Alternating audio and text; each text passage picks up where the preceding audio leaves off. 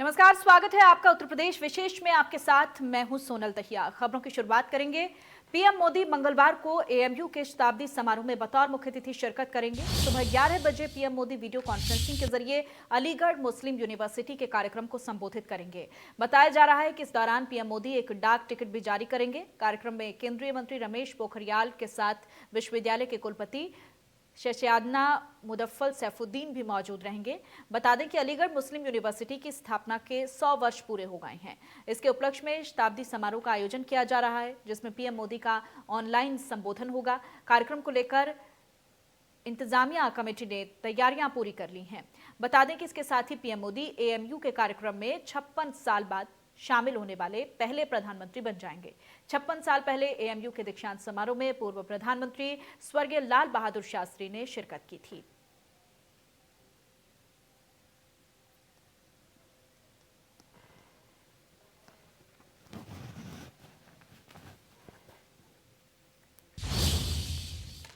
और वहीं यूपी के सीएम योगी आदित्यनाथ मऊ पहुंचे। यहां उन्होंने 136 करोड़ 35 लाख रुपए की 27 परियोजनाओं का लोकार्पण और शिलान्यास किया।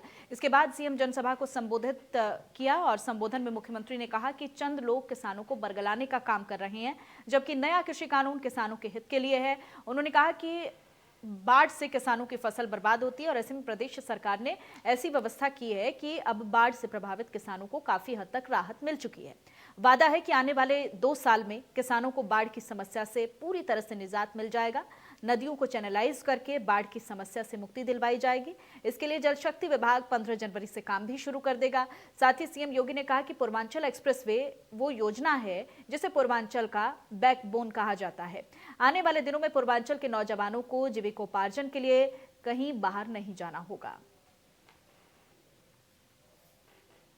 2017 के पहले प्रदेश के अंदर नौकरी भी चेहरा देख करके दी जाती थी। नौकरी निकलती थी, एक परिवार के लोग झोला लेकर के वसूली के लिए निकल पड़ते थे। लेकिन हम लोगों ने पिछले 4.25 वर्ष के दौरान 4.25 लाख नौकरियां प्रदेश के युवाओं को दी, सरकारी नौकरियां युवाओं को दी। चाहे वो पुलिस की भर्ती हो, अध्यापक की भर्ती हो, शिक्षा विभाग की हो, स्वास्थ्य विभाग की हो, सिंचाई विभाग की हो, लोक निर्माण विभाग की हो, किसी भी विभाग की नौकरी क्यों न रही हो, कोई बेईमानी और भ्रष्टाचार नहीं कर सकता। उत्तर प्रदेश के युवाओं की प्रतिभा और उसकी ऊर्जा के साथ कोई धोखा नहीं कर सकता। कोई धोखा करेगा तो उसकी जगह जेल होगी, जेल, और उसे जेल पहुंचाने का कार्य भी सरकार ने मजबूती के साथ किया है। हर महिला के सम्मान की रक्षा करना और देश विकास, इंफ्रास्ट्रक्चर डेवलपमेंट के विकास की परियोजनाओं को तेजी के साथ आगे बढ़ा करके अधिक से अधिक रोजगार की संभावनाओं को आगे बढ़ा करके उत्तर प्रदेश को देश के सामने सबसे विकसित राज्यों के रूप में प्रस्तुत करने के संकल्प के साथ आज हम प्रधानमंत्री मोदी जी के नेतृत्व में कार्य कर रहे हैं। आज यही कारण है, जिन लोगों की आदत थी योजनाओं को लटकाने की, वे कार्य नहीं होने देते।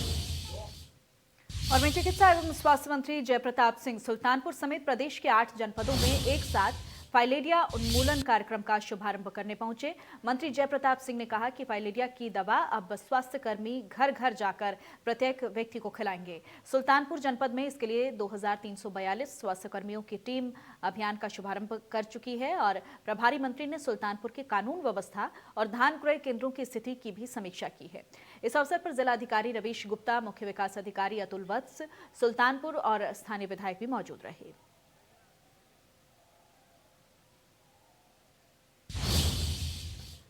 और वहीं गाजियाबाद में किसानों ने गाजीपुर के पास दिल्ली की तरफ से आने वाला ट्रैफिक भी ब्लॉक कर दिया है। नेशनल हाईवे 9 और यूपी गेट पर किसान सड़क पर बैठ गए।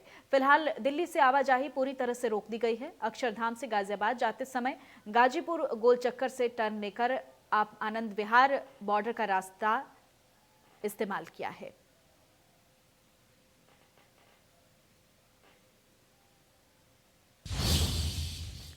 एक तरफ दिल्ली के बॉर्डर पर किसान आंदोलन जारी है तो दूसरी तरफ बाराबंकी में किसान आत्मदाह करने पर तुले हुए हैं। बाराबंकी की नवीन मंडी में किसान नेता ने धान तौल में ट्रॉलियों की नंबरिंग में भेदभावपूर्ण रवैया अपनाने का आरोप लगाते हुए आत्मदाह करने की कोशिश की है। प्रदर्शन के दौरान एक किसान नेता ने अपने ऊपर केरोसिन छिड़क लिया, लेकिन प्रशासनिक अधिकारियों के हस्तक्षेप से किसान को आत्मदाह करने से रोक लिया, जिसके बाद किसान नेता और प्रशासनिक अधिकारियों के बीच नोकझोंक भी हुई। किसानों ने मान मनोबल के बीच आरोप लगाया कि जिलाधिकारी, उप जिलाधिकारी समेत कृषि विभाग के अधिकारी किसानों के साथ मनमानी कर रहे हैं। किसानों की ट्रॉलियों की जब एक बार नंबरिंग हो गई और फिर जब किसानों का नंबर आया तो दोबारा नंबरिंग का आदेश क्यों किया जा रहा है? प्रशासन के इसी रवैये से किसान परेशान हैं। प्रशासन की अपनी मनमानी को देखते हुए जिलाधिकारी महोदय कभी हम लोग ये बात नहीं सुनने आते। हजारों ज्ञापन दिए जाते हैं, सब कुछ किया जाता है, लेकिन जिलाधिकारी महोदय के पास इतना समय नहीं है कि 2 मिनट आके किसानों की बात सुन सके। इसलिए आपने आग लगा ली। जी, आप जान जोखिम में अपनी डाल दिए। जी, किसके लिए? रहे ना रहे, किसानों की लड़ाई चलती रहेगी। बाराबंकी में 15 अक्टूबर से धान तौल स्टार्ट है। आप लगातार देख रहे हैं धान तौल किस तरीके से हो रही है। पहले तो यहाँ पर 2 दिन रखे गए, हफ्ते में मंगलवार और शुक्रवार को छोटे किसानों की तौल होती है। छोटे किसानों की हमने लिस्ट मांगा एसडीएम साहब से भी, हम आपको कल लिस्ट भी भेजेंगे वो, ठीक है। उन लिस्टों में क्या है कि छोटे किसानों के नाम पर बिचौलियों के धान की तौल की जाती है, सिर्फ छोटे किसानों के नाम पर। ये रवैया है। और वहीं किसानों का आंदोलन लगातार बढ़ता जा रहा है। शामली से गाजीपुर के लिए किसान रवाना हो चुके हैं। 5 दिन तक किसान लंगर चलाएंगे। कई गांवों से राशन इकट्ठा कर किसान दिल्ली पहुंच रहे हैं। किसानों का कहना है कि जब तक उनकी मांगों को पूरा नहीं किया जाता है, किसानों का यह धरना किसान विरोधी बिलों के खिलाफ है और अनिश्चितकाल तक चलेगा।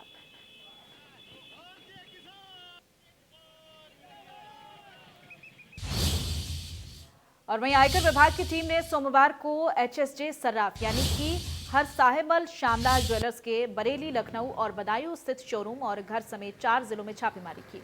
इस दौरान अधिकारियों को कई गड़बड़ियों के दस्तावेज मिले हैं। लखनऊ के गोमती नगर स्थित एचएसजे सर्राफ के शोरूम और घर पर आयकर अधिकारी पहुंचे और जांच पड़ताल की, जिसके बाद ज्वेलर्स के बरेली, बदायूं और मुरादाबाद स्थित शोरूम पर भी छापेमारी की खबर सामने आई।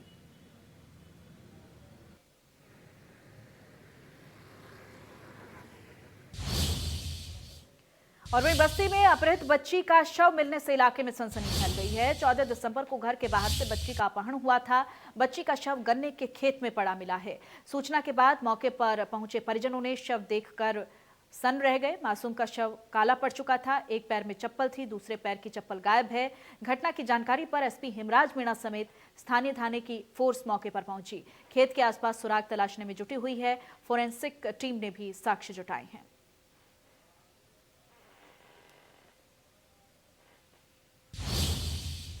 और खबर उन्नाव से है, जहां उग्रापुर कोडिया गांव में प्रेमी प्रेमिका ने फांसी लगाकर जान दे दी है। बताया जा रहा है कि पहले युवक ने सुसाइड किया, उसके बाद उससे आहत होकर युवती ने भी सुसाइड कर लिया।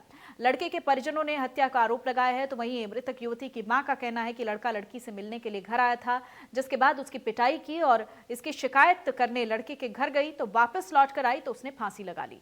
पुलिस ने दोनों शवों को कब्जे में लेकर पोस्टमार्टम के लिए भेज दिया है और पूरे मामले की तफ्तीश शुरू कर दी है।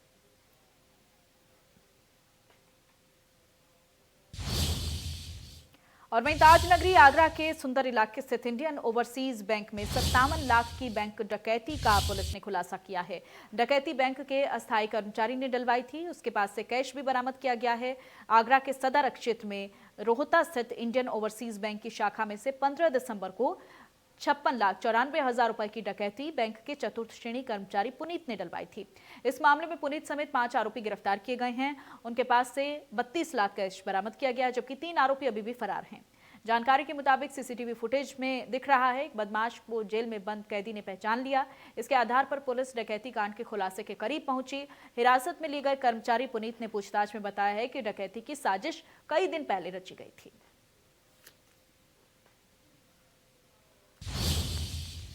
और वहीं जालौन में रामलीला के नाम पर अश्लीलता परोसी जा रही है। रामलीला स्थल पर बार बालाएं ठुमका लगा रही हैं और पुलिस इस पूरे मामले से अनजान है। बताया जा रहा है कि 4 घंटे तक रामलीला होती रही, उसके बाद बार बालाओं का डांस होता है। लोग अश्लीलता परोसने के पैसे उड़ाते हैं और पुलिस को कुछ पता नहीं।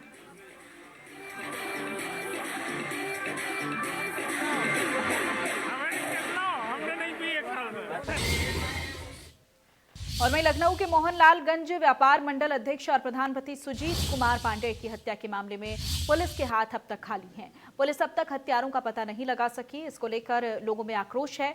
तो वहीं सोमवार को सुजीत कुमार की शव यात्रा निकाली गई तो जनसैलाब उमड़ पड़ा। अंतिम यात्रा में कैबिनेट मंत्री ब्रजेश पाठक, मोहनलालगंज सांसद कौशल किशोर, सपा विधायक अमरीश पुष्कर समेत तमाम स्थानीय प्रतिनिधि मौजूद रहे। प्रथम दृष्टया पुलिस रंजिश में हत्या करवाए जाने को लेकर जांच कर रही है।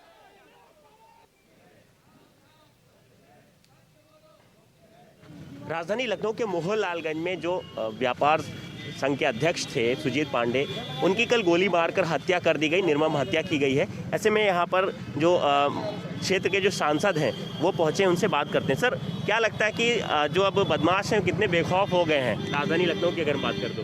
हाँ, निश्चित तरीके से बहुत दुस्साहसिक घटना है ये। और सुजीत पांडे का जो मर्डर है, ब्लाइंड मर्डर है, किन लोगों ने किया है, क्या है, जल्दी ही उसका खुलासा पुलिस करेगी, पता करेगी। हम भी लोग लगेंगे कि ऐसे लोग जो जिन लोगों ने मर्डर किया उनका खुलासा हो और उनको सज़ा मिले। सर, लेकिन देखा जाए तो मोहनलालगंज पुलिस खुलासों में काफ़ी फिसड्डी साबित हो रही है। पिछले साल भी एक ऐसे ही सरेआम निर्मम हत्या की गई थी चौराहे पर, मोहनलालगंज कोतवाली से चंद कदमों की दूरी पर। उसका आज तक खुलासा नहीं हुआ है। तो ऐसे में क्या लगता है कि इसका कैसे खुलासा हो पाएगा? क्या विश्वास किया जाए? ना, निश्चित तरीके से खुलासा होगा। कुछ घटनाएँ ऐसी होती हैं जिनमें नहीं हो पाता है, लेकिन इसका निश्चित तरीके से खुलासा होगा, क्योंकि इसमें अधिकारी भी लगेंगे। पुलिस जो लगेगी, लोकल लगेगी, लेकिन अधिकारी लगेंगे और हम लोग भी इस पर लग करके इसका खुलासा कराएंगे। बिल्कुल।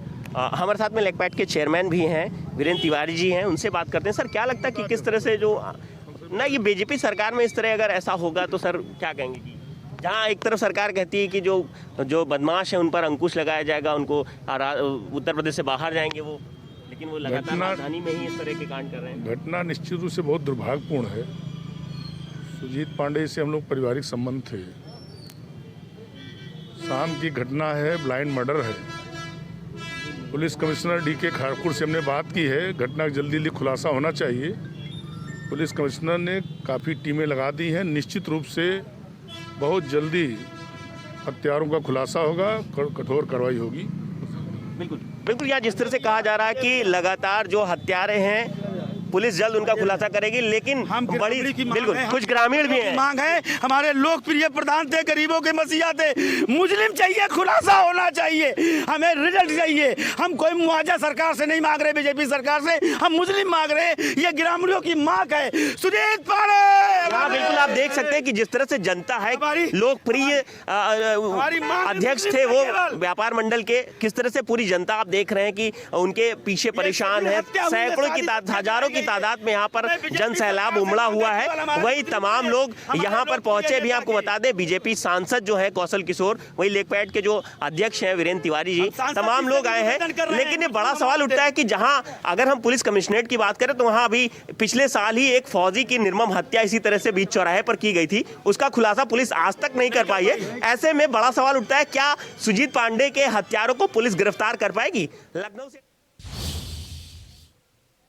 और वहीं सुल्तानपुर के कादीपुर थाना इलाके में घायल मरीज को ले जा रही एम्बुलेंस को ट्रक ने टक्कर मार दी। टक्कर के बाद एम्बुलेंस एक दुकान में घुस गई, जिसमें एक महिला समेत 4 लोग घायल हो गए हैं। इलाज के दौरान एक शख्स की मौत हो गई, जबकि 3 लोगों का इलाज अभी भी चल रहा है। वहीं गुस्साए लोगों ने सड़क जाम कर दिया और हंगामा करने लगे।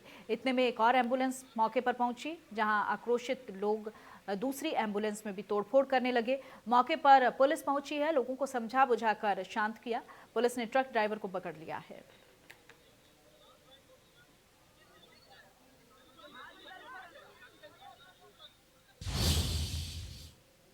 और वहीं लखनऊ के सिटी मॉन्टेसरी स्कूल में फिट इंडिया कार्यक्रम का आयोजन हुआ है। इस मौके पर छात्र छात्राओं को कोविड-19 के प्रोटोकॉल का पालन करते हुए स्वस्थ रहने के लिए कई व्यायाम सिखाए गए।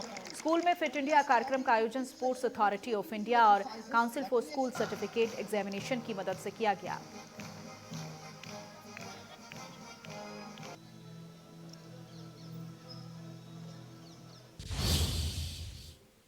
और वहीं बॉलीवुड के सुपरस्टार अक्षय कुमार ने अपनी अगली फिल्म अतरंगी रे की शूटिंग शुरू कर दी है।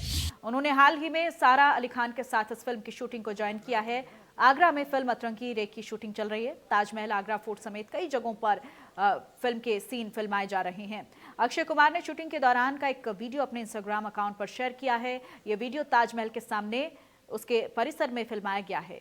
इस वीडियो में अक्षय कुमार शाहजहां के किरदार में दिखाई दे रहे हैं। वहीं फोटो में अक्षय ताजमहल के सामने हाथ में गुलाब लेकर खड़े हैं और गुलाब लेकर गोल गोल घूम रहे हैं।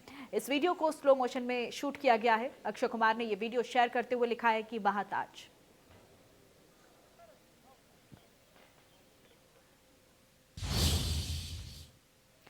और वहीं बाहुबली विधायक विजय मिश्रा के पोते विकास मिश्रा को पुलिस ने गिरफ्तार कर लिया है। 18 अक्टूबर को युवती ने विधायक के बेटे विष्णु मिश्र और पोते पर मुकदमा दर्ज करवाया था। विजय मिश्रा के पोते को गोपीगंज कोतवाली क्षेत्र से गिरफ्तार किया गया है। भदोही के गोपीगंज थाने में दर्ज एफआईआर में पीड़ित महिला सिंगर का आरोप है कि ज्ञानपुर विधायक महिला ने अपनी एफआईआर में विधायक पर आरोप लगाया है कि उन्होंने उसे डरा धमकाकर कई बार दुष्कर्म किया। आरोप है कि उन्होंने महिला सिंगर की अश्लील तस्वीरें खींची, वीडियो शूट किया और इसे सार्वजनिक करने के नाम पर ब्लैकमेल कर बार बार उसका यौन शोषण करते रहे। पीड़िता ने विधायक के पुत्र विष्णु मिश्रा और उसके दोस्त विकास मिश्रा पर भी इस वारदात में शामिल होने का आरोप लगाया था। बाहुबली विधायक विजय मिश्रा का पोता गिरफ्तार कर लिया गया है। देखिए, बनारस की एक महिला ने विधायक विजय मिश्रा, उनके बेटे और उनके एक रिश्तेदार के नाम, जिसका विकास मिश्रा नाम है, मुकदमा पंजीकृत कराया था। 164 का उसका बयान हो गया। फिर उसने सब तीनों घटनास्थल दिखाए। उसी के आधार पर विकास मिश्रा की गिरफ्तारी की गई है। इसमें सर अभी कुछ एक आरोपी फरार भी है, उनकी गिरफ्तारी किस तरह की प्रयास? हाँ, उनके अभी उसमें जो विधायक विजय मिश्रा का लड़का है वो भी फरार है। वो पहले वाले केस में भी फरार चल रहा है और उसकी गिरफ्तारी के हम पूरे प्रयास कर रहे हैं। और इटावा से खबर का रुख करेंगे। कुख्यात गैंगस्टर अनीस पासू पर जिला प्रशासन ने बड़ी कार्रवाई करते हुए 6 करोड़ की संपत्ति सीज कर दी है। पासू को जिंदा या मुर्दा पकड़ने के लिए पुलिस ने 50,000 का इनाम घोषित किया है। पिछले महीने 27 अक्टूबर को इटावा की कोतवाली पुलिस ने उसके भाई हनीफ उर्फ डब्बू नासिर और चमन वारसी को गिरफ्तार किया था। फैजल खान नामक शख्स ने अनीस पासू का जमीन को लेकर विवाद चल रहा था। अनीस के गिरोह के सदस्यों ने जबरदस्ती उसकी दुकानों का फर्जी तरीके से बेनामा करवा लिया था और एसएसपी के मुताबिक अनीस पासू पर इटावा जिले के विभिन्न थानों में 42 आपराधिक मामले दर्ज हैं। पासू के बेटे इरफान उर्फ मुन्ना के खिलाफ हत्या समेत 7 आपराधिक मामले दर्ज हैं। पासू के भाई हनीफ उर्फ डब्बू के खिलाफ हत्या समेत 8 आपराधिक मामले हैं। और वहीं इटावा में कुख्यात गैंगस्टर अनीस पासू पर यह बड़ी कार्रवाई की गई है।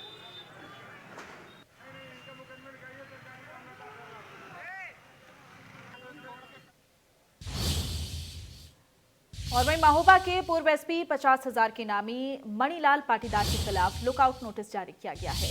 विवेचक ने अपनी रिपोर्ट पुलिस के आला अधिकारियों को भेज दी है। वहां से शासन को चला जाएगा। पूर्व कप्तान मणिलाल पाटीदार देश छोड़कर भाग नहीं पाएंगे।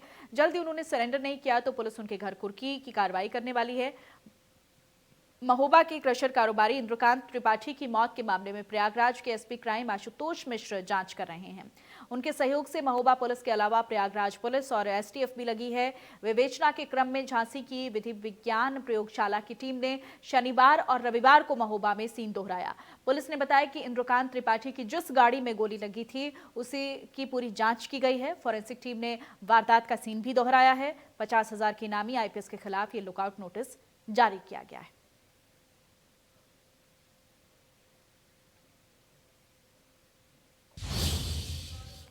और वहीं सूबे में माफियाओं के खिलाफ सरकार सख्त है। प्रयागराज विकास प्राधिकरण ने अतीक अहमद के करीबी माफिया अब्बास के 3 मंजिला मकान पर बुलडोजर चलाया है। बताया जा रहा है कि अब्बास अहमदाबाद जेल में बंद पूर्व सांसद और माफिया अतीक अहमद का बिजनेस पार्टनर है। पीटीआई के मुताबिक अब्बास ने 3 मंजिला मकान का नक्शा पास नहीं करवाया था, जिसके बाद अब्बास के मकान को ध्वस्त किया गया।